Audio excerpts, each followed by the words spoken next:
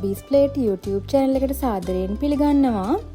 අවුරුදු කෑම මේසයට ඉක්මනින් ලේසියෙන් හදාගන්න පුළුවන් රුලන් නළුව රෙසිපි එකක් අද මම ගෙනාවා. මේ දේවල් තමයි ඕනි වෙන්නේ.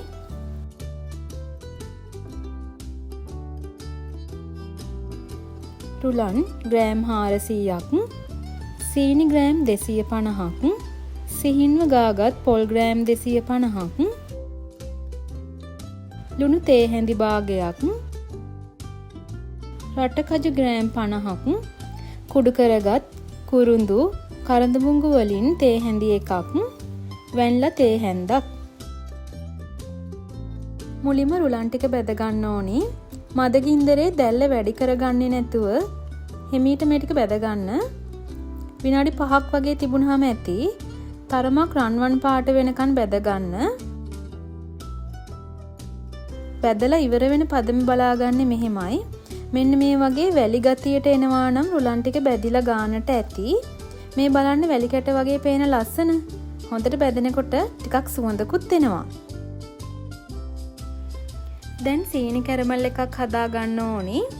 සීනි තේ හැඳි දෙකක් උණු කරගන්න.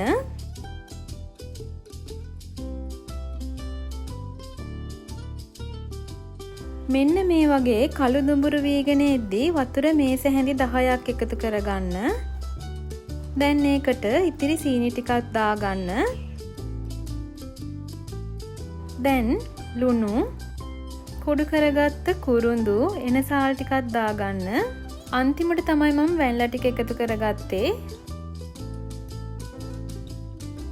තප්පර 30කට විතර පස්සේ ගාගත්ත පොල් ටික මම එකතු කරගත්තා.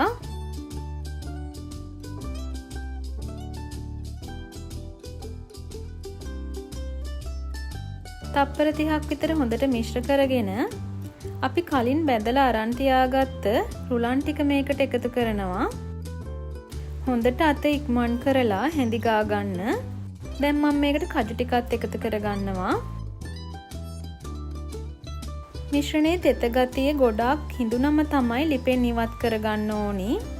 ලේසියෙම තේරුම් ගන්න පුළුවන් විදිහට කිව්වොතින් පොල් සම්බෝලයක් වගේ ලිහින ගතියට තියදී තමයි බා ගන්න ඕනි.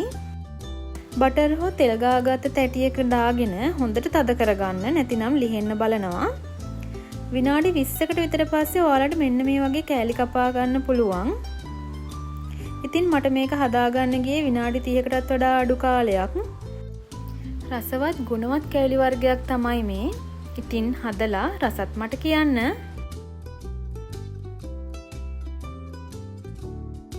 මගේ YouTube channel එක තාම subscribe කළේ නැතිනම් ආදරෙන් කරන ඉල්ලීමක් තමයි මගේ channel එක subscribe කරන්න.